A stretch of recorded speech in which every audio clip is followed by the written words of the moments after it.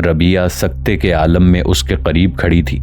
ابو داؤد نے انتہائی پریشانی کے عالم میں ربیہ کی طرف دیکھا اور اس نے اضطراری حالت میں دریچوں کی طرف اشارہ کیا۔ ابو داؤد نے شمع اٹھا کر ایک طرف پھینکتے ہوئے کھڑکیاں بند کر دیں اور اینجلا اور میریا کی طرف متوجہ ہوا۔ میریا، اینجلا، اس نے دونوں کو یکے بعد دیگرے جھنجھوڑتے ہوئے کہا۔ اینجلا نے کراہتے ہوئے آنکھیں کھول دیں لیکن میریا بے ہوش تھی۔ ربیہ نے کہا، ابا جان، طبیب کو بلا لیجئے، اینجلا زخمی ہے اور امی جان صدمے سے بے ہوش ہو گئی ہیں۔ اینجلا دریچے کے سامنے سے گزر رہی تھی کہ باہر سے کسی نے تیر چلا دیا۔ آپ جلدی کریں، اینجلا کا خون بہہ رہا ہے۔ ابو داؤد اٹھ کر بھاگتا ہوا باہر نکل گیا۔ تھوڑی دیر بعد ابو داؤد کے ساتھ بدر بن مغیرہ اور بشیر بن حسن کمرے میں داخل ہوئے۔ بشیر نے اینجلا اور میریا پر ایک سرسری نظر ڈالنے کے بعد دونوں کو یکے بعد دیگرے اٹھا کر ان کے بستروں پر لٹا دیا۔ اتنی دیر میں ایک نوکر اس کے دواؤں کا تھیلا لے کر پہنچ گیا۔ بشیر نے تھیلا کھول کر ایک شیشی نکالی اور دوا کے چند قطرے اپنے رومال پر چھڑک کر ابو داؤد کے ہاتھ میں دیتے ہوئے کہا، آپ اپنی بیوی کو یہ دوا سنگھا دیجئے، وہ ابھی ہوش میں آ جائے گی۔ اس کے بعد وہ اینجلا کی طرف متوجہ ہوا۔ وہ پھٹی پھٹی آنکھوں سے اس کی طرف دیکھ رہی تھی۔ بشیر بن حسن نے زخم کا جائزہ لینے کے بعد تیر کی طرف ہاتھ بڑھایا۔ اینجلا دونوں ہاتھوں سے اس کا ہاتھ پکڑ کر چلانے لگی۔ نہیں نہیں، بشیر بن حسن نے کہا، دیکھو یہ تیر جتنی دیر سے نکالا جائے گا اتنی ہی تم کو زیادہ تکلیف ہوگی۔ تم ڈرو نہیں، میرا ہاتھ نہیں پکڑو ورنہ مجھے بے ہوش کرنے کی دوا دینی پڑے گی۔ بشیر بن حسن نے بدر بن مغیرہ اور اپنے نوکر کی طرف اشارہ کیا۔ اینجلا نے چلا کر کہا، نہیں نہیں، میرے ہاتھ پاؤں مت پکڑیے، میں کچھ نہیں کروں گی۔ بشیر نے کہا، میرا پہلے ہی خیال تھا کہ تم بہادر لڑکی ہو، صرف ایک لمحے کے لیے آنکھیں بند کر لو، گھبراؤ نہیں۔ لیکن اینجلا اطاعت، محبت اور عقیدت بھری نگاہوں سے اس کی طرف دیکھتی رہی۔ اب کہ بشیر بن حسن نے تیر کی طرف ہاتھ بڑھایا اور تو اس نے کوئی مزاحمت نہیں کی۔ اس نے اپنے ہونٹ بھینچ لیے اور ایک ہلکی سی جھرجھری کے بعد بے اختیار اس کے ہاتھ زخم کی طرف بڑھے، لیکن بشیر کے ہاتھ کی ایک ہی جنبش میں تیر زخم سے باہر آ چکا تھا۔ بشیر نے اطمینان کا سانس لیتے ہوئے کہا، زخم زیادہ گہرا نہیں ہے، انشاءاللہ بہت جلد آرام آ جائے گا۔ اسی اثنا میں میریا کو ہوش آ چکا تھا۔ اس نے ایک لمحے کے لیے آنکھیں کھولنے کے بعد پھر بند کر لیں اور پھر چیخ مار کر اپنے بستر سے اٹھی۔ میری بیٹی، میری اینجلا، یہ کہتے ہوئے اینجلا کے بستر کی طرف بھاگی۔ اینجلا تم ٹھیک ہو نا؟ میری بیٹی بچ جائے گی نا؟ بتائیے، خدا کے لیے بتائیے۔ وہ نیم دیوانگی کی حالت میں بشیر بن حسن کو بازو سے پکڑ کر جھنجھوڑ رہی تھی۔ بشیر بن حسن نے کہا، دیکھیے مجھے پٹی باندھنے دیجیے، آپ کی یہ ہمدردی اس کی تکلیف میں اضافہ کر رہی ہے۔ بشیر بن حسن کو چھوڑ کر میریا بدر بن مغیرہ کی طرف متوجہ ہوئی۔ خدا کے لیے میری لڑکی کی جان بچا دیجیے۔ ابو داؤد نے آگے بڑھ کر میریا کا بازو پکڑ لیا اور کھینچ کر زبردستی بستر پر لٹاتے ہوئے کہا، میریا دیوانی نہ بنو، صبر سے کام لو، اینجلا بہت جلد تندرست ہو جائے گی، زخم بہت معمولی ہے۔ میریا نے چلا کر کہا، تمہارے سینے میں دل نہیں پتھر ہے، اینجلا زندہ رہے یا مر جائے تمہیں اس سے کیا، تمہیں تو غرناطہ۔ میریا غرناطہ کہہ کر رک گئی۔ ابو داؤد نے محسوس کیا کہ قضا کا ہاتھ اس کے گلے تک پہنچ کر رک گیا ہے۔ وہ سراپا التجا بن کر اپنی بیوی کی طرف دیکھ رہا تھا اور میریا کی نگاہیں یہ ظاہر کرنے لگیں کہ وہ اس خطرناک موضوع پر مزید روشنی نہیں ڈالے گی۔ تو ابو داؤد نے بلند آواز میں کہا، ہاں ہاں مجھے غرناطہ کی فکر ہے۔ غرناطہ کو ایسے وحشیوں کی الغار سے بچانا ہر مسلمان کا فرض ہے جو لڑکیوں پر تیر چلانے میں بھی شرم محسوس نہیں کرتے، اور اینجلا کے زخمی ہونے کا میرے غرناطہ جانے کے ساتھ کوئی تعلق نہیں۔ تمہیں یہ تو معلوم ہونا چاہیے تھا کہ جب باہر سے حملے کا خطرہ ہو تو روشن کمرے کی کھڑکیاں نہیں کھولی جاتی، اور تم سے یہ بھی نہ ہو سکا کہ تم اینجلا کو کھڑکی کے سامنے کھڑی ہونے سے منع کرو۔ اور ربیہ، تم تو ایک عقل مند لڑکی ہو، تم نے ہی اینجلا کو منع کر دیا ہوتا۔ ربیہ نے مرجھائی ہوئی آواز میں کہا، ابا جان، اینجلا میرے ساتھ باتیں کر رہی تھی، میرے بستر سے اٹھ کر یہ اپنے بستر کی طرف جا رہی تھی کہ اسے کھڑکی میں سے تیر آ لگا۔ ابو داؤد کی تمام شاطرانہ صلاحیتیں سمٹ کر اس کی آنکھوں میں آ چکی تھیں۔ میریا کو اس کی آنکھوں کی ایک خوفناک چمک اکثر مروب کر دیا کرتی تھی۔ وہ خاموش تھی، لیکن یہ واقعہ معمولی نہ تھا۔ وہ اپنی سہمی ہوئی آنکھوں سے یہ کہہ رہی تھی کہ میری بات ابھی ختم نہیں ہوئی، میں صرف میدان خالی ہونے کا انتظار کر رہی ہوں۔ جس انہماک کے ساتھ بشیر بن حسن اینجلا کے زخم کی مرہم پٹی کر رہا تھا، اس سے کہیں زیادہ توجہ کے ساتھ ابو داؤد اپنی بیوی کی طرف دیکھ رہا تھا۔ بدر بن مغیرہ نے اس کارروائی کے دوران میں چند بار ربیہ کی طرف دیکھا۔ وہ ابھی تک سراسیمگی کی حالت میں اینجلا کے بستر کے قریب کھڑی تھی اور اینجلا کے زخمی ہونے سے زیادہ وہ اس بات سے متاثر تھی کہ دشمن کے اچانک حملے کے باوجود بدر یا بشیر کے چہرے پر ذرا برابر خوف یا اضطراب تک نہ تھا۔ اس نے جھجکتے ہوئے دبی آواز میں کہا، معلوم ہوتا ہے یہ قلعہ دشمن کے تیروں کی زد میں آ چکا ہے۔ بدر بن مغیرہ خود اس سے کچھ کہنے کے لیے بے قرار تھا۔ ربیہ کی آواز نے اسے فوراً متوجہ کر لیا اور اس نے تسلی آمیز لہجے میں کہا، معلوم ہوتا ہے کہ دشمن کا کوئی بھٹکا ہوا سپاہی رات کی تاریکی سے فائدہ اٹھا کر یہاں تک آ پہنچا اور اپنی موت کا یقینی سمجھ کر اس نے اس طرف تیر چلا دیا ہے۔ اگر اب تک وہ مارا نہیں جا چکا تو گرفتار ضرور ہو چکا ہوگا۔ ناظرین، آگے بڑھنے سے پہلے کامنٹ سیکشن میں ہمیں اپنی آراء سے ضرور آگاہ کیجیے گا کہ آپ کو ہماری یہ سیریز کیسی لگ رہی ہے۔ میں ہوں طاہر عبید چودھری۔ آئندہ آنے والی اقساط سے باخبر رہنے کے لیے ہمارے چینل کو سبسکرائب کر لیں اور ساتھ موجود بیل آئیکن کو ضرور کلک کر لیں۔ شکریہ۔ تھوڑی دیر پہلے مجھے اطلاع ملی تھی کہ دشمن کے سواروں کی ایک ٹولی قلعے کے قریب دیکھی گئی ہے۔ ممکن ہے کہ یہ انہی میں سے ایک ہو۔ مجھے آپ کی بہن کے زخمی ہونے کا افسوس ہے۔ اگر میری طرف سے تھوڑی سی کوتاہی نہ ہوتی اور میں بروقت آپ کے کمرے کی کھڑکیاں بند کروا دیتا تو شاید یہ حادثہ پیش نہ آتا۔ آپ بیٹھ جائیں، گھبرائیں نہیں، آپ کی بہن بہت جلد ٹھیک ہو جائیں گی۔ ربیہ چند قدم پیچھے ہٹ کر اپنے بستر پر بیٹھ گئی۔ بدر نے بشیر کی طرف متوجہ ہو کر کہا، میں ذرا مہمانوں کو تسلی دے آؤں۔ بشیر نے کہا، بس میں بھی قریباً فارغ ہو چکا ہوں، اب صرف انہیں دوا پلانی ہے۔ کمرے سے نکلتے وقت بدر بن مغیرہ ربیہ کے بستر کے قریب رکا اور دبی زبان میں بولا، آج کی فتح ایک شریف خاتون کے خواب کی تعبیر ہے۔ اگر اجازت ہو تو بادشاہ کے بھائی کے سامنے اس کا نام ظاہر کر دوں۔ ربیہ نے گھبرا کر پہلے کمرے کے دوسرے کونے میں اپنے ماں باپ اور پھر ملتجی نگاہوں سے بدر بن مغیرہ کی طرف دیکھا اور گھٹی ہوئی آواز میں کہا، نہیں نہیں، خدا کے لیے نہیں۔ پھر وہ اپنے باپ کی طرف دیکھنے لگی جو دنیا و مافیہا سے بے خبر میریا کی طرف اس طرح دیکھ رہا تھا جیسے سانپ اپنے شکار کی طرف دیکھ رہا ہو۔ بدر نے کہا، تو مجھے عزوجل کے سامنے جھوٹ بولنا پڑے گا۔ مجھے اس غیر متوقع حملے کے لیے اتنی بڑی تیاری کی کوئی اور وجہ بتانی پڑے گی۔ ربیہ نے قدر جرت سے کام لیتے ہوئے آنکھیں اوپر اٹھائیں اور اس کے منہ سے بے اختیار یہ نکل گیا، میرا خواب صرف آپ کے لیے تھا۔ اس ایک فقرے میں ربیہ نے تمام وہ رنگین داستانیں بیان کر دیں جو ابتدائے آفرینش سے حوا کی بیٹیاں فرزندان آدم کو سناتی چلی آئی ہیں۔ بولتے وقت اسے ان الفاظ کی گہرائیوں کا اندازہ نہ تھا، لیکن دل کو لطیف اور خوشگوار دھڑکنوں نے اسے فوراً آگاہ کر دیا کہ وہ ایک بہت بڑی چھلانگ لگا چکی ہے۔ اس کی آنکھیں جھک گئیں، اس کا چہرہ حیا سے تمتما اٹھا۔ بدر جا چکا تھا لیکن وہ یہی محسوس کر رہی تھی کہ وہ ابھی تک اس کے سامنے کھڑا اس کی طرف گھور رہا ہے، اور صرف وہی نہیں، کمرے کی ہر شے اسے گھور رہی ہے۔ اپنے رگو پے میں ایک تو ارتعاش محسوس کرتے ہوئے وہ بستر سے اٹھی اور اینجلا کے بستر کے قریب آ کھڑی ہوئی۔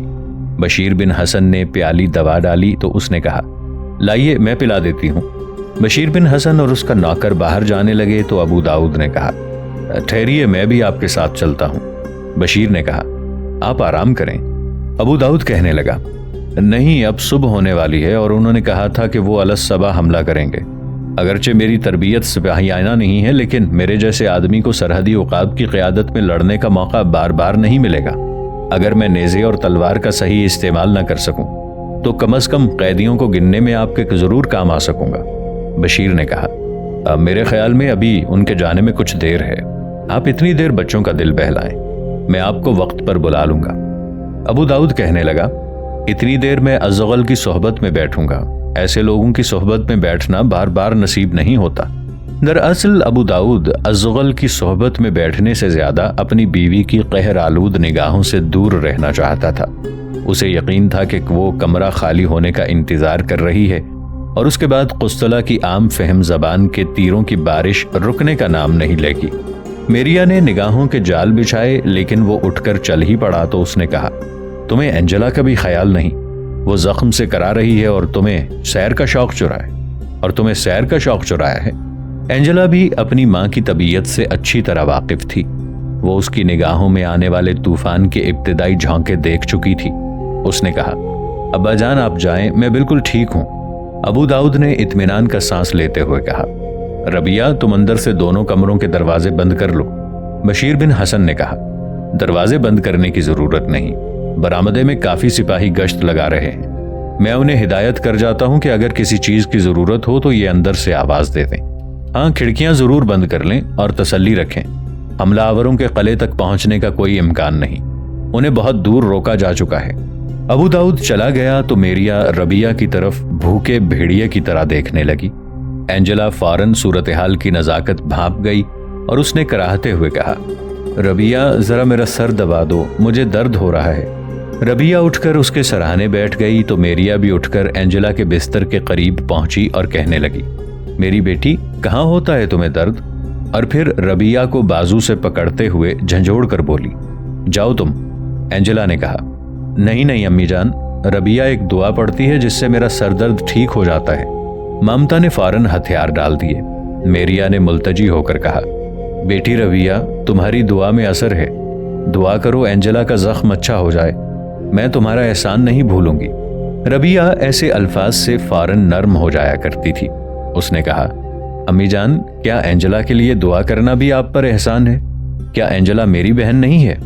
रबिया तुम फरिश्ता हो, अच्छा बैठ जाओ अपनी बहन के पास, उसने एक तरफ सिमटते हुए कहा। एंजेला ने कहा, अम्मी जान आप आराम करें। मेरिया कहने लगी, बेटी जब तक तुम तंदुरुस्त नहीं हो जाती मुझे आराम कहाँ? नहीं अम्मी आप जाएं, मैं बिल्कुल ठीक हूं। मेरिया ने कहा, मैं जानती हूं कि तुम अपनी बहन के साथ फिर कोई न खत्म होने वाली दास्तान शुरू करना चाहती हो। रबिया ने कहा, अम्मी जान आप सो जाएं, वो कहते थे कि यह कला बिल्कुल महफूज है। मेरिया ने उठकर अपने बिस्तर पर बैठते हुए कहा, खुदा करे कि वो वापस जाने पर मजबूर हो जाएं, वरना हमें एंजेला के साथ इस हालत में सफर करना पड़ेगा। रबिया ने कहा, वो कहते थे कि उनमें से कोई भी शायद जिंदा बचकर न जा सके। मेरिया ने मायूस होकर कहा, कौन कहता था?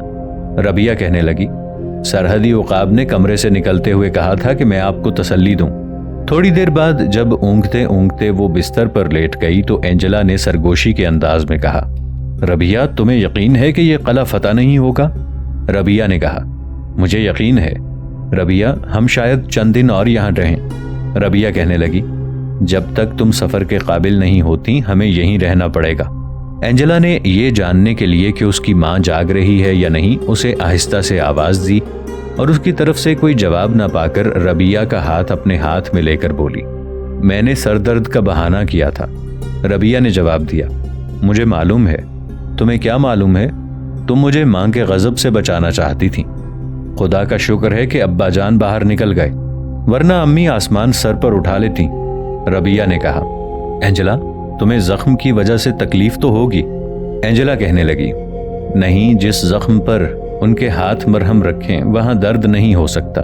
रबिया सच कहो, तुम्हें इस बात की खुशी नहीं कि हमारा सफर मुलतवी हो जाएगा?